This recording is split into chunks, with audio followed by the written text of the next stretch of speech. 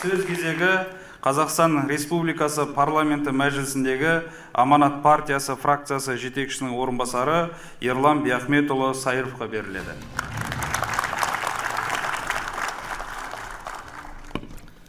Қадірменді әріптестер, президент Қасым-Жомарт Тоқаев 2019 жылы наурызда билік басына келген күні Қазақстанда демократияландыруды тереңдету қажет деп мәлімдеді.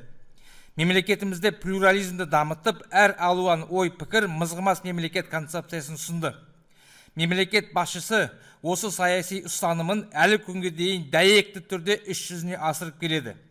Еліміздегі саяси жүйені жетілдірудің салмақты салиқалы, эволюциялық жолы батыл түрде іс жүзіне асып жатыр.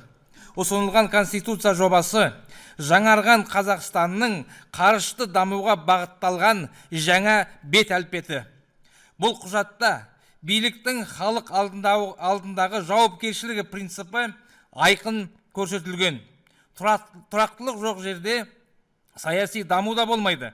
Бұл конституция жобасында экономикалық қарышты дами отырып, мемлекеттің саяси тұрақтылығын қамтамасыз етудің тетіктері қарастырылған. Бүгін әлем турбуленттілік кезеңіне енді. Халықаралық құқық коррозияға ұшырап жатыр. Жаңа конституция тұрақсыз заманда Қазақстанның саяси тұрақтылығын қамтамасыз ететін құжат. Бұл құжатта тәуелсіз Қазақстанның саяси тарихында бірінші рет біздің мемлекеттің мыңдаған жыл дүниені дүр сілкіндірген пассионарлық тарихы бар ұлы даланың мирасқоры екендігін тайға таңба басқандай айқындады.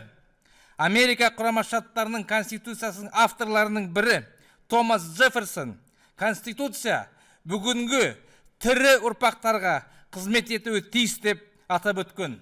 Жаңа конституция жобасы бүгінгі ұрпақтың саяси мүддесі тұрғысынан жазылған.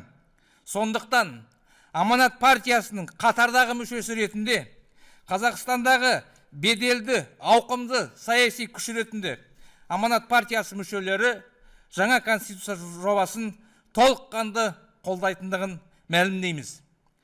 Барлығымыз қоғам, ел, азаматтар алдында түсіндіру, насихат жұмыстарын жүргізуге аянбай еңбек етеміз. Жаңа конституцияны Қазақстанның барша халқы бірауыздан қолдайтынына кәміл сенімдімін. Құрметті иық тірескен үзеңгілестер, іске сат, нар тәуекел, Қазақстан алға! Рахмет Ерлан Бияхметұлы.